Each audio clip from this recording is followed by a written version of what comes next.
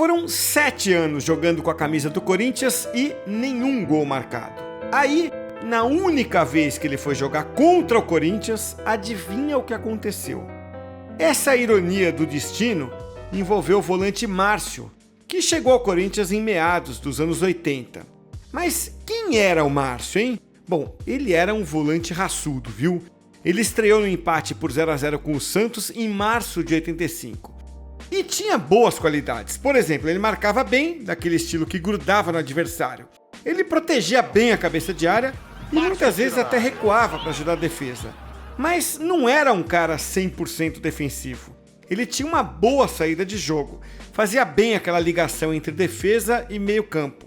E olha, ele sabia chegar duro quando precisava, o que costuma agradar a fiel. No início da trajetória no Corinthians, o Márcio oscilou entre titular ocasional e um reserva que jogava com frequência.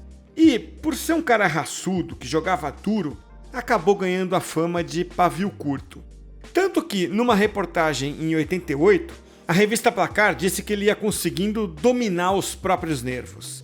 A revista ainda mostrou o estilo de vida do Márcio, que nas horas vagas andava a cavalo em Jacareí, interior de São Paulo. Talvez a Placar tivesse razão quando escreveu que o Márcio estava conseguindo se controlar mais e ia virando um dos líderes do time. Basta ver que na reta final do Paulistão de 88, ele assumiu a camisa 10. Aliás, ele vestiu a 10 até na final do Paulistão contra o Guarani e ajudou o Corinthians a faturar o título com aquele gol do Viola na final. O Wilson Mano vai bater, bateu, o Viola desviou e é gol!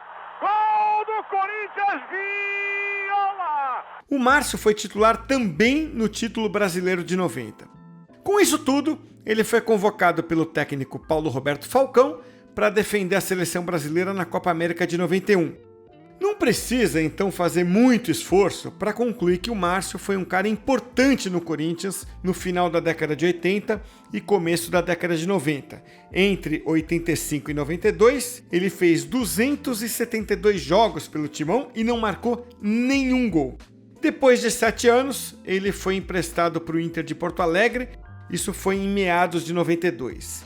E é aí que começa a grande ironia do destino. Na primeira fase da Copa do Brasil, o Corinthians despachou a América de Natal e foi enfrentar quem nas oitavas de final da Copa do Brasil? O Inter do Márcio.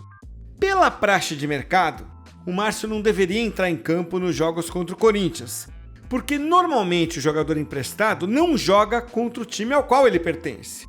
Mas não foi o caso, como ele mesmo explicou anos depois no programa Mesa Redonda da TV Gazeta. E o mais engraçado, porque o meu passe era do Corinthians e eles esqueceram, porque naquela época se fazia um documento quando faz um empréstimo e esqueceram do documento. Então eu acabei tendo que jogar. Para proibir você de jogar contra o Corinthians. O jogo de ida entre Corinthians e Inter foi marcado para a noite de 9 de outubro de 92, uma sexta-feira. Naquela época o calendário do futebol brasileiro era bem bagunçado, por isso tinha jogo às sextas-feiras de vez em quando. O momento do Corinthians não era nada bom. Ok, era vice-líder do Paulistão, atrás só do São Paulo, mas eram vitórias magras e empates sem temperos com o time do interior. E para piorar, ainda teve 2 derrotas seguidas para o São Paulo. A primeira por 1-0, gol do Palhinha no primeiro tempo depois de uma jogada do Miller pela esquerda. E depois dessa derrota veio uma sequência cansativa de 5 jogos até o confronto de novo com o São Paulo pelo retorno do Paulistão.